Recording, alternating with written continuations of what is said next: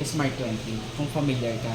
Pag black market po, wala silang replacement tapos 1 month warranty. 1 month warranty. Apo, tapos wala nga lang po silang replacement. Kung sakali man nagkaroon siya ng factory defect, hindi po siya papalitan ng bago. May 1 year warranty, ano yung kapag may 1 year warranty? Sa shop po, free service po. Pero pag sa sa Infinix po, 1 month lang. Unlike kasi ito, madam, Yung kahapon yun. ito po kasi, dalawa po kasi silang klase. Ito po, under ng Infinix, pero ito po, black market. Kaya po, mas mura sila. Yung kahapon yung tinanong namin. Oo nga po, ito yung 4.6 yung sinabi ko po sa inyo. Yung ano, Yung Smart 20. Sabi ko po yung 4.6.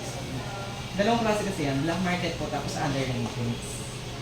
Ito po, So, anong difference ng dalawa? ito po kasi, pag under ng Infinix po, Nandito yung kausap mo, sir. Ay, Ako yung ano po, 7 days replacement kapag Oo. nagkaroon siya ng factory defect. Mm. Pag sa black market po, pag nagkaroon siya ng factory defect po, hindi na nila papalitan ng bago.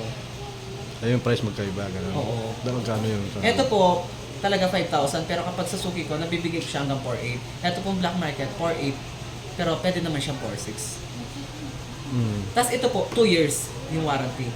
2 years. Yes po. Anong difference nun sa item niya? Ito po, under